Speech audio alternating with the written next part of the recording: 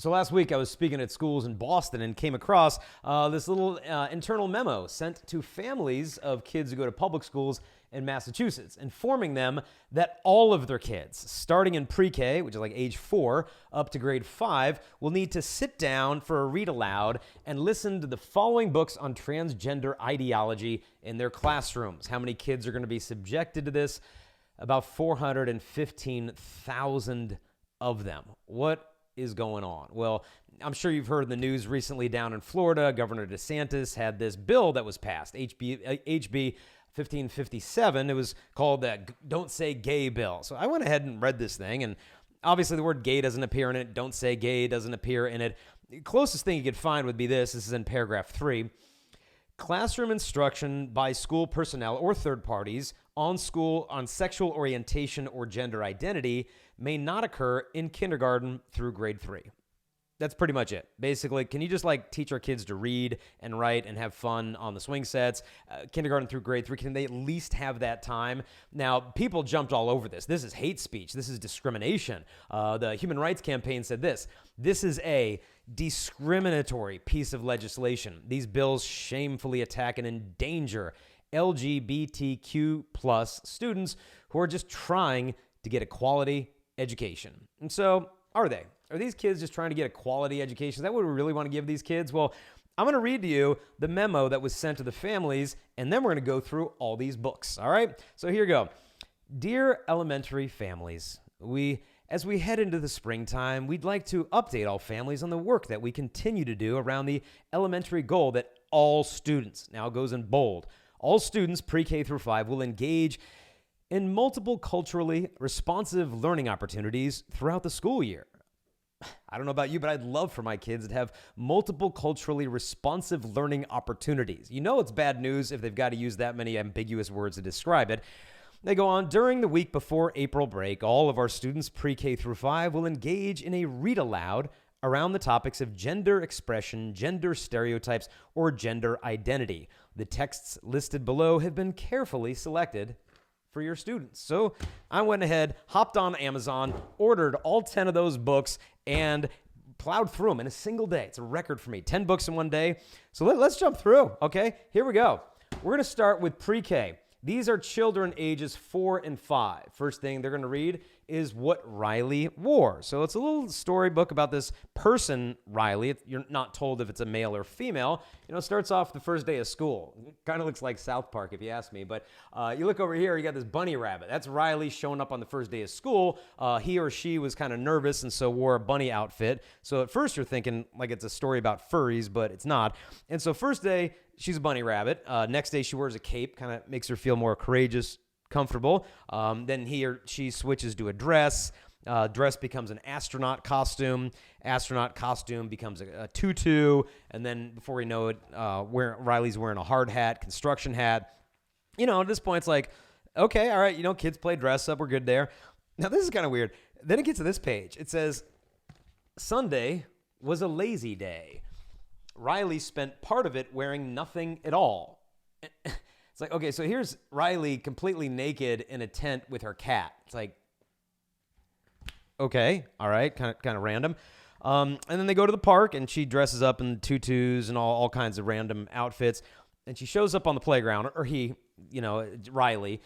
At the park, Riley felt shy. Then a kid from school walked up and asked, "Are you a girl or a boy?" Would seem to be a straightforward question. Riley said, "Today I'm a firefighter and a dancer and a monster hunter and a pilot and a dinosaur." Kid's like, okay, want to play? And then they just play together, have a good time, and Riley's completely happy. And so that's essentially the end of the story. You're not told if Riley is male or female, but you have this diverse forms of gender expression in this kid. And so, okay, well, it's not real overt at this point. There's not clarity. It's just kind of like, okay, you could dress this way or that way. And it's like, okay, I've got little kids, they dress up in all kinds of crazy stuff. But what's happening here is a foundation is beginning to be formed. But this kid cannot even answer a question, are you a boy or a girl? Doesn't give an answer. It's like he's trying to get into the Supreme Court or something, not given a clear answer. So that's grades 4 or year 4 or 5 year olds. And then also during that time in pre-K, they get this one. Teddy's favorite toys. There's a little boy, and he's got this little pink doll on his head, and he's got all kinds of toys, but this little pink girl doll toy is his favorite toy.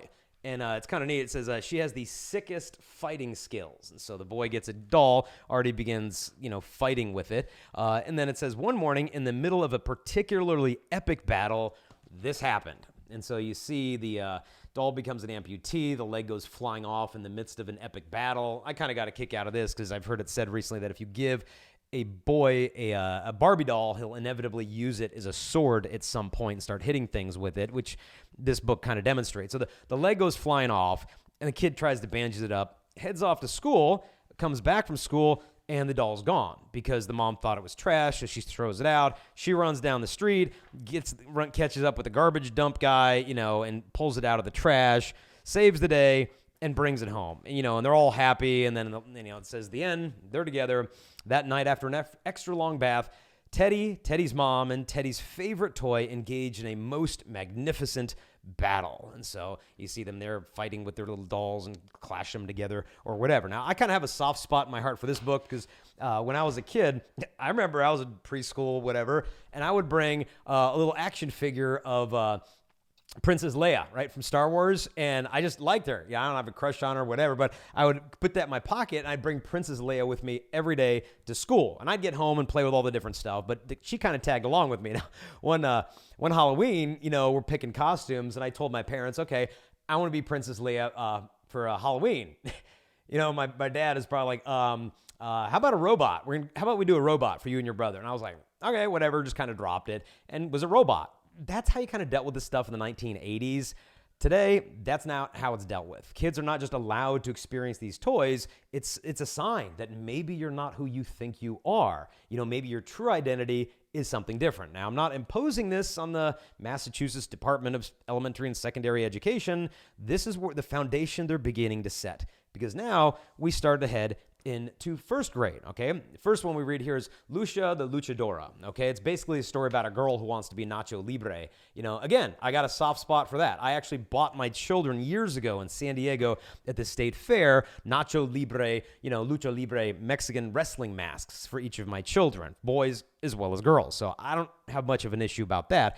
But it's this girl, and all the boys get to dress up like that, but she's not allowed to. But she's athletic. She's kind of like a tomboy, but she doesn't fit in. And then she dresses up with the mask on, and her, I think her abuela or whoever tells her, with that mask, you can become anything you dream of being. And so you just put your mask on, you can be whatever the heck you want.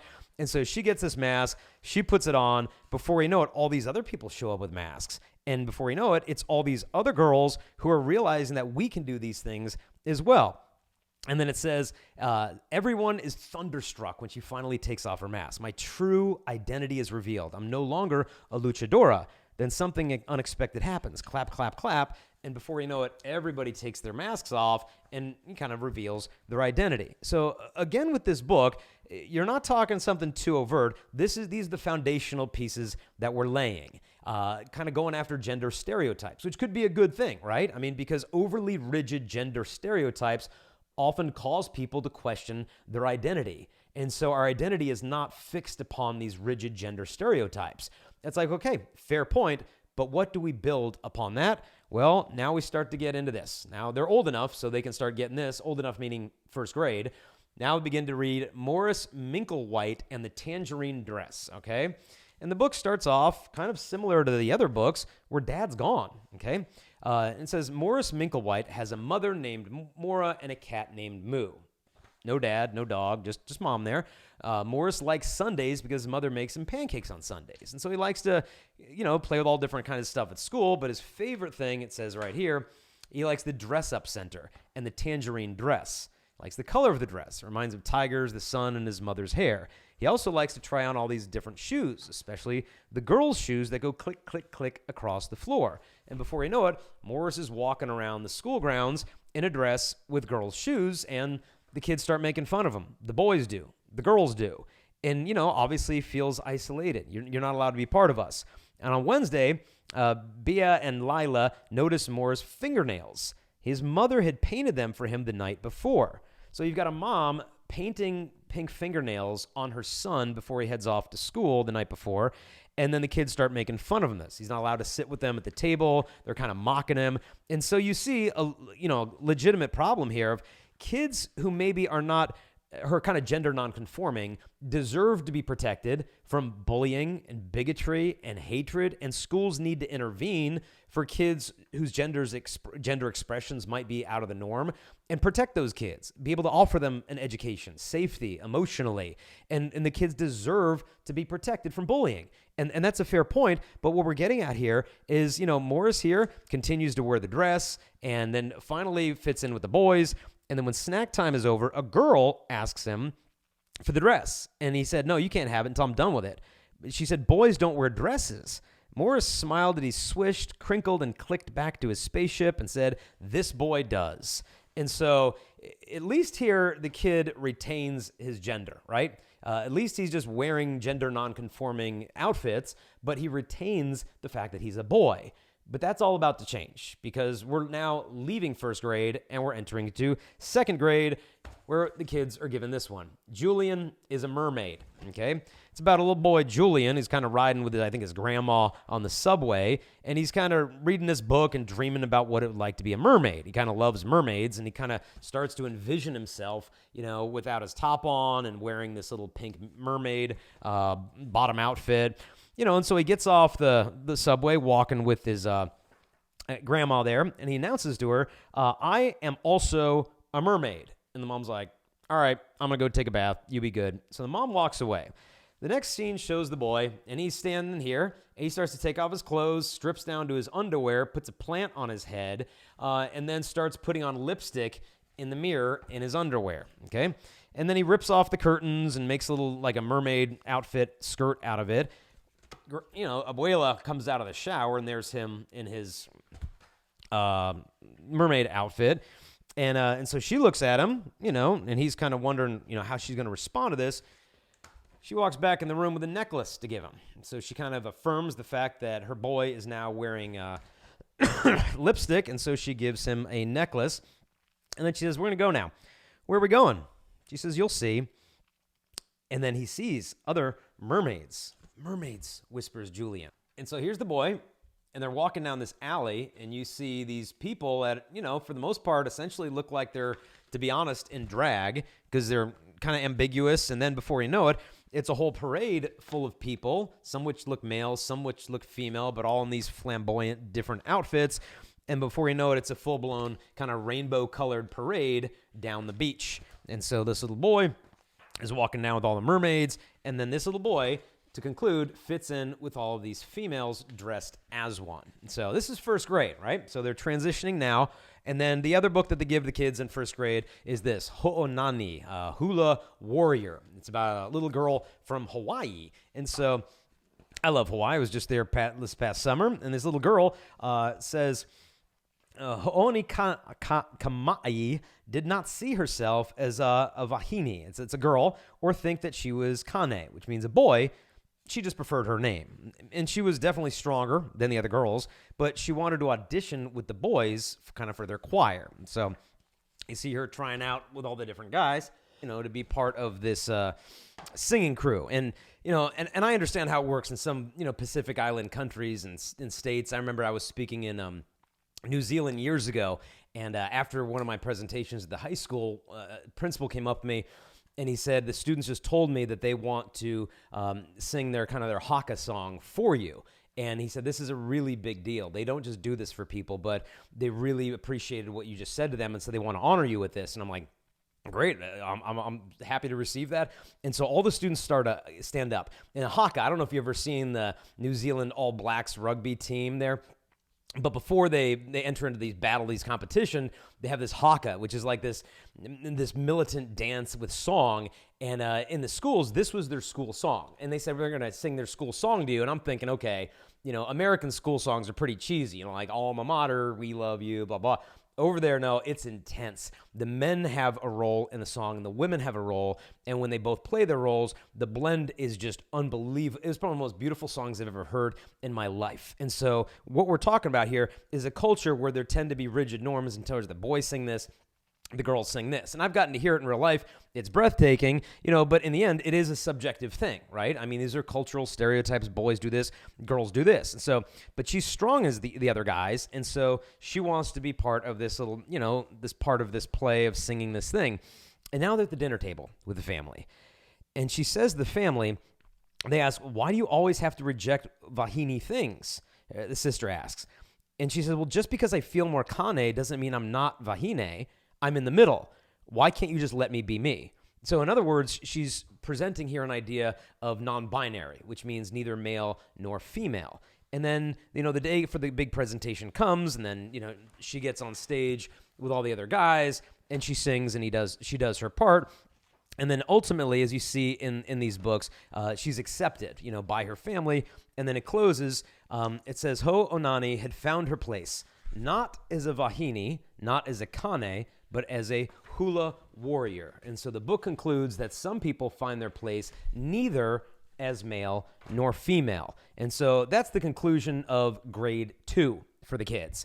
Now it's going to get a little bit more dicey because now we're moving up to 3rd grade, which is basically when a kid is about 8 years old. The first one they're going to prescribe for the kids to sit and listen to is this one, when Aiden became a brother. Starts when Aiden was born, everyone thought he was a girl. His parents gave him a pretty name, his room looked like a girl's room, and he wore clothes that other girls liked wearing. So when he was born, everybody thought that he was a girl. Silly doctors. And then it goes on, but she liked to play in mud, and she liked to do, looks like she's fishing here and she's hanging out with the guys.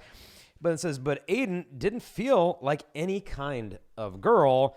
He really was another kind of boy. And so there's Aiden before the mirror cutting all the hair off.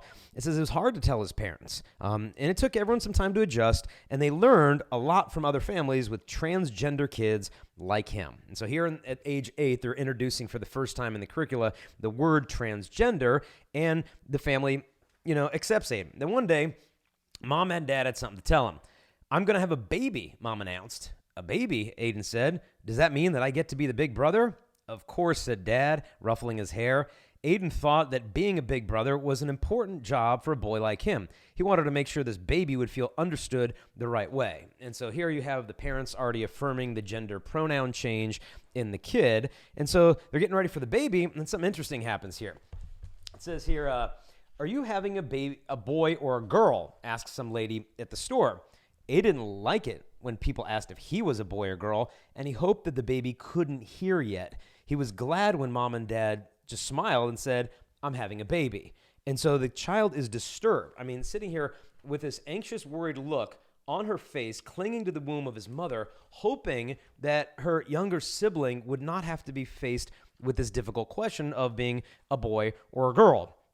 And so now girl's trying to figure out a name. Aiden wants to figure out a name for the baby. Every baby needs a name.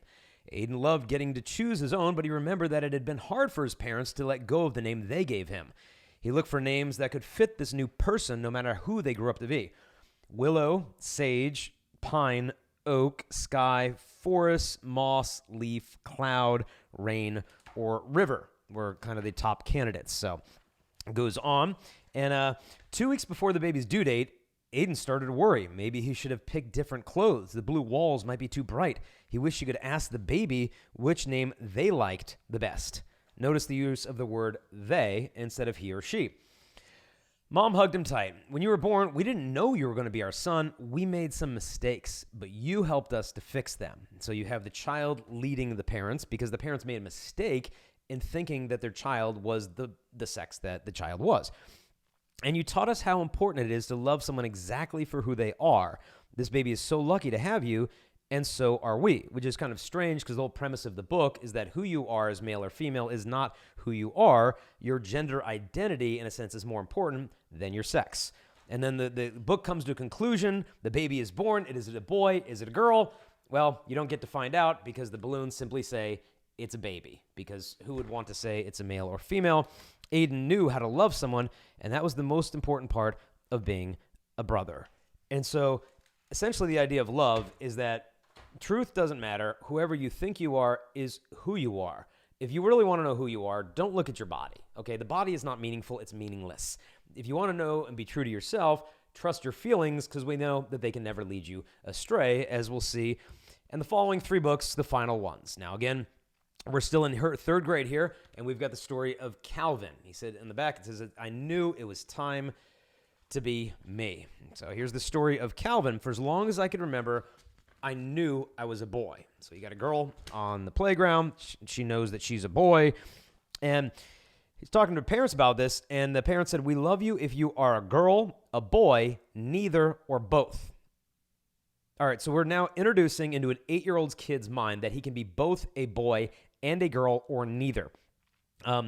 We love you whoever you are, my dad said. Later, Dad told me the word for how I felt was transgender. Being transgender means other people think you are one gender, but inside you know you are a different one. And so the parents accept them. Then they go to the store, buy clothes, cut the girl's hair off. And Dad said there were other transgender people in the world, but I didn't know any kids like me at my school. And school started next week. Being the only one felt scary. How would everyone treat me? What if my friends wouldn't call me he? What if they're not using his preferred pronoun? What if? And so gets to school, a girl comes up to her, and Violet skips up to me, calling out my new name too. You know my name? I asked. Yep, your dad told my mom that you're a boy now. I've always been a boy inside. Are we still friends? Yes. Did you bring your jump rope for recess? And then they go out and they play together. And so you've got the conclusion here and the final page of the book. There's a little note from the author. This book is about a young boy named Calvin who wants to be seen for who he truly is. Convincing others that you know who you are and that you know better than anyone else can be tough for anyone and can be especially difficult for transgender children. What we learn from that is that transgender children can thrive when they're supported by their family, friends, and school. And so essentially we're telling the children, nobody knows better who you are than who you are as having a 3rd grade intellect. Whatever you believe you are, you know better than anybody. And so we're just going to let you lead the way. Now, we've now finished the 3rd grade curriculum. You're now moving on to grades 4 and 5. So essentially 9, 10-year-old kids with the final 2 books. This one, which is Call Me Max. So this book gets started. When a baby is born, a grown-up says it's a boy or it's a girl.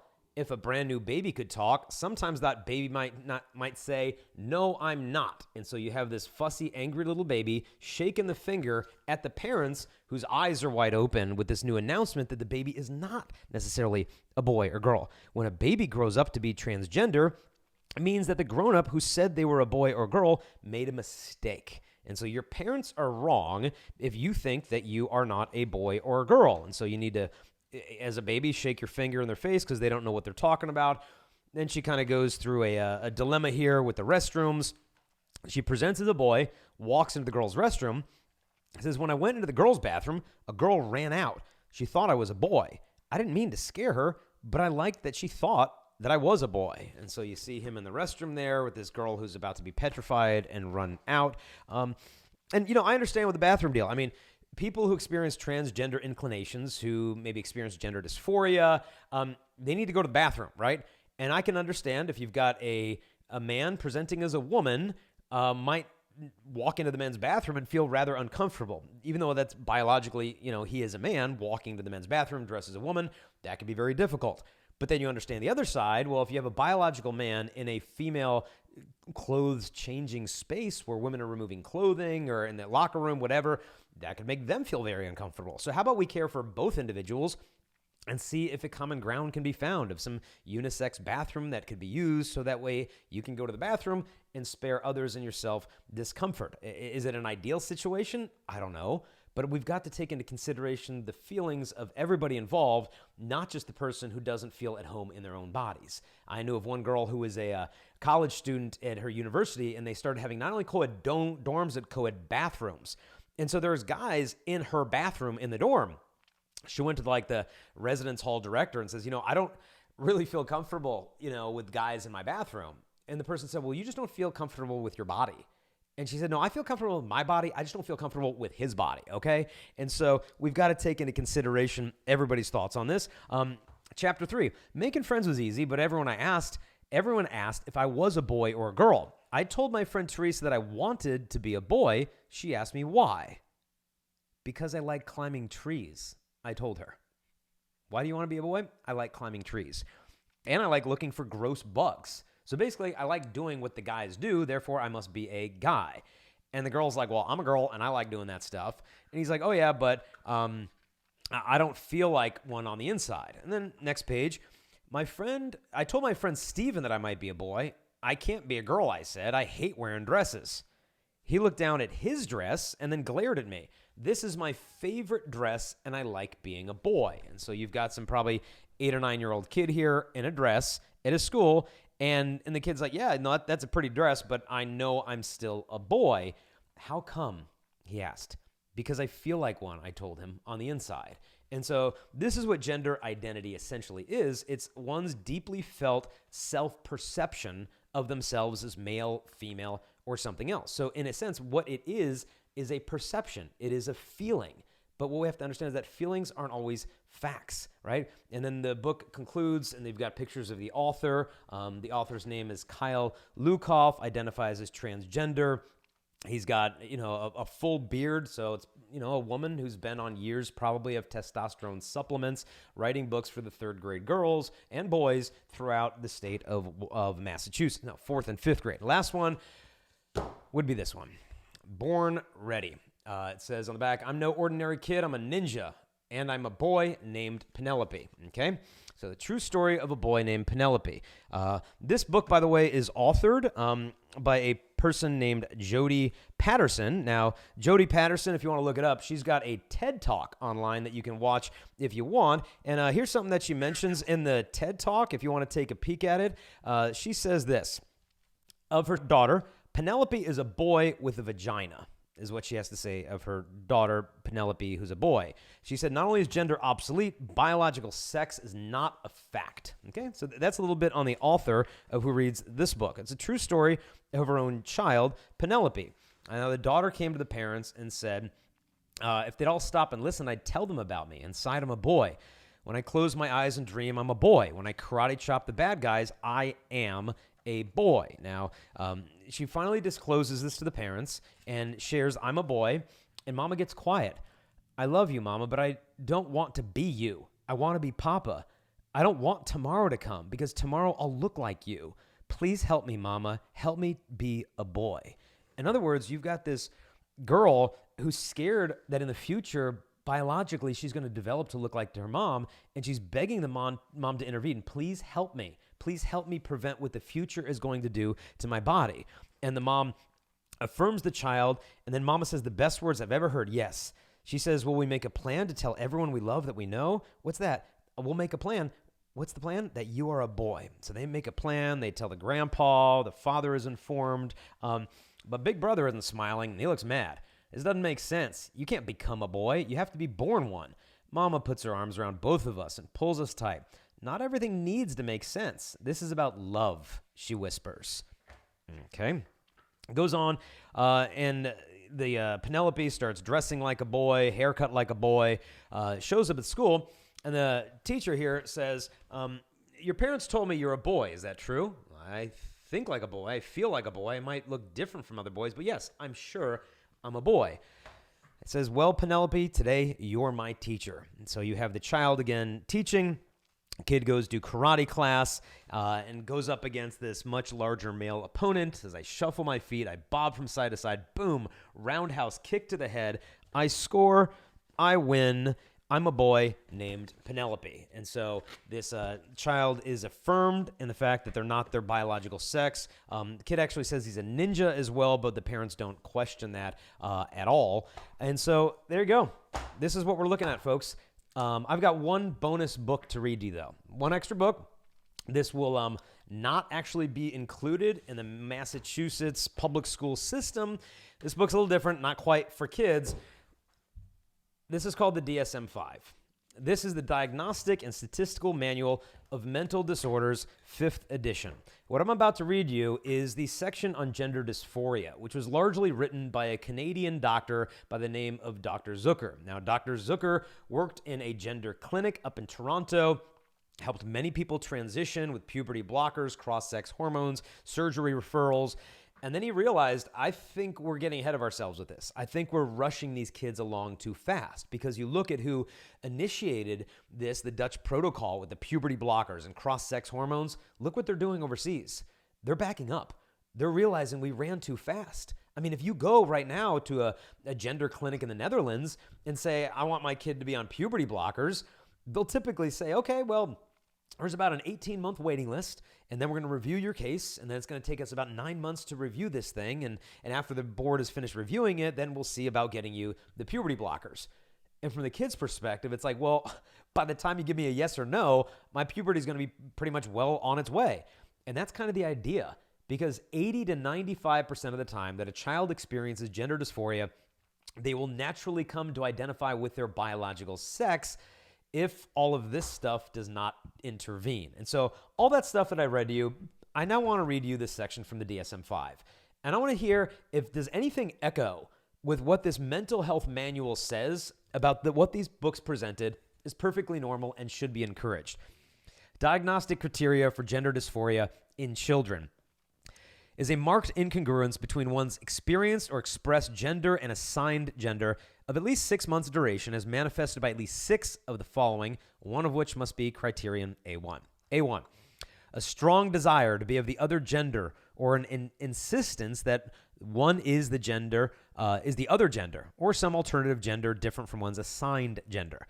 In boys, this is number 2, assigned gender, a strong preference for cross-dressing or simulating female attire, or in girls, assigned gender, a strong preference for wearing only typical masculine clothing, and a strong resistance to the wearing of typical feminine clothing.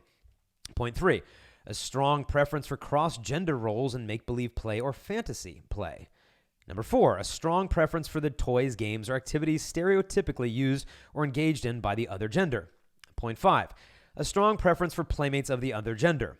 Point 6, in boys of their assigned gender, a strong rejection of typically masculine toys, games, and activities, and a strong avoidance of rough and tumble play. Or in girls, assigned gender, a strong rejection of typically feminine toys, games, and activities.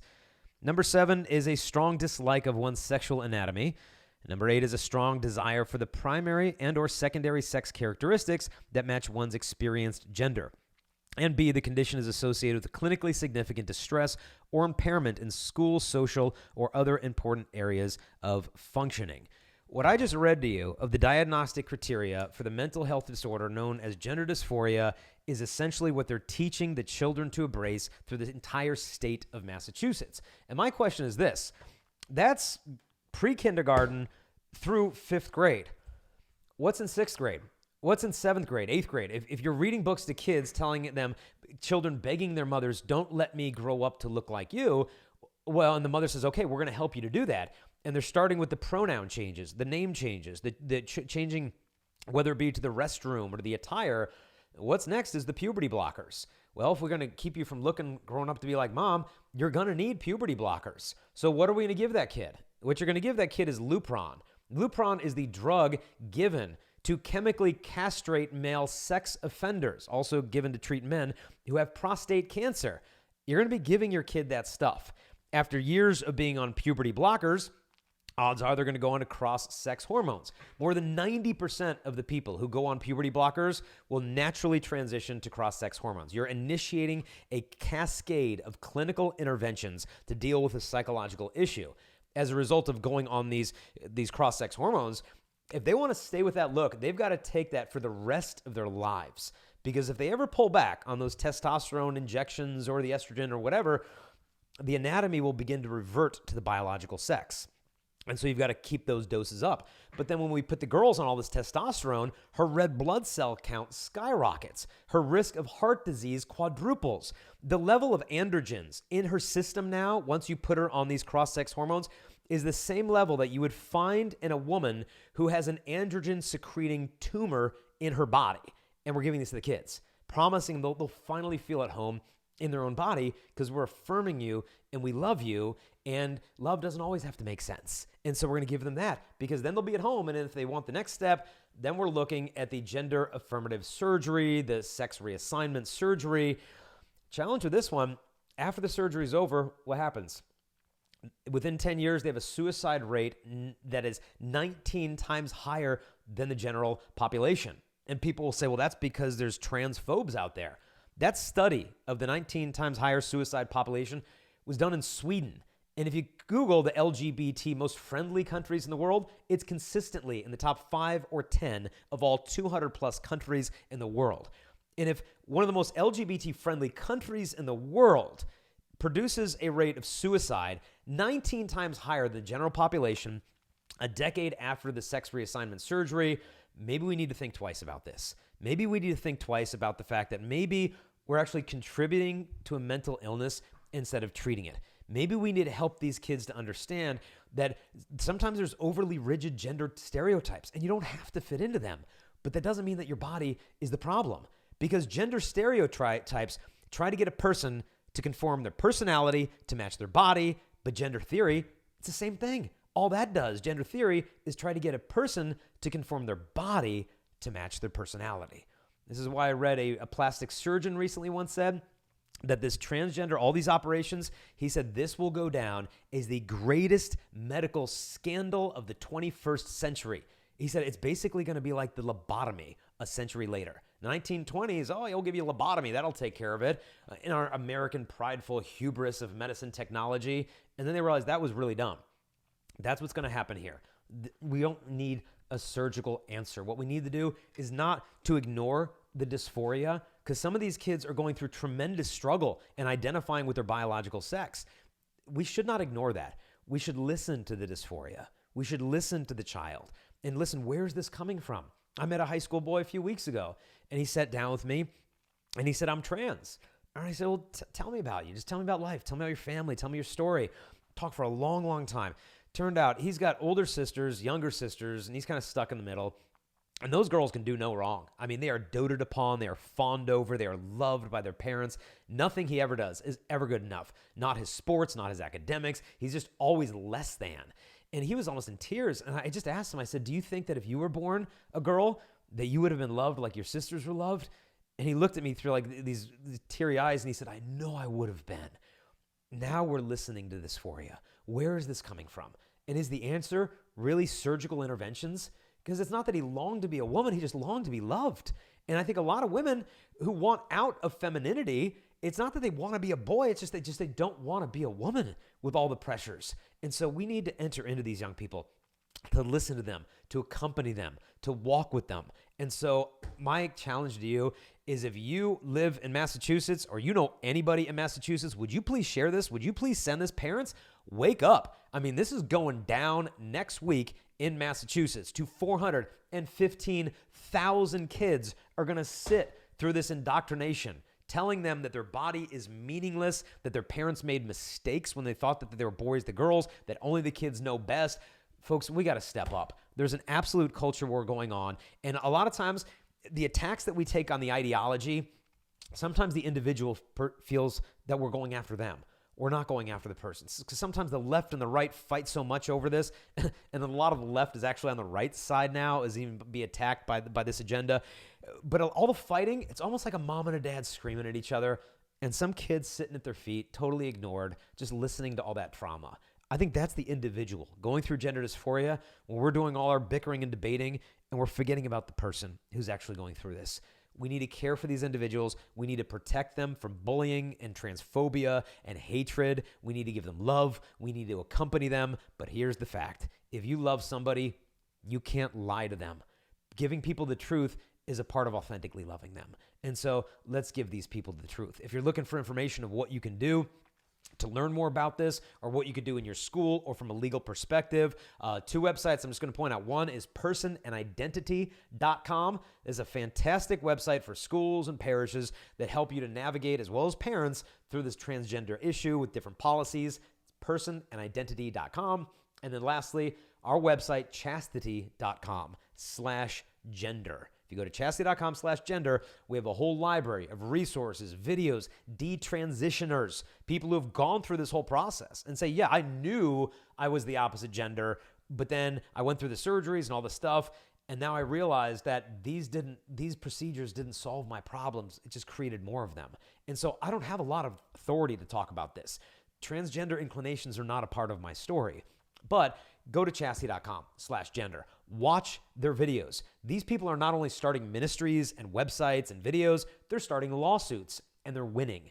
Saying to these doctors, like, how could you have let me go through this at the age of 13?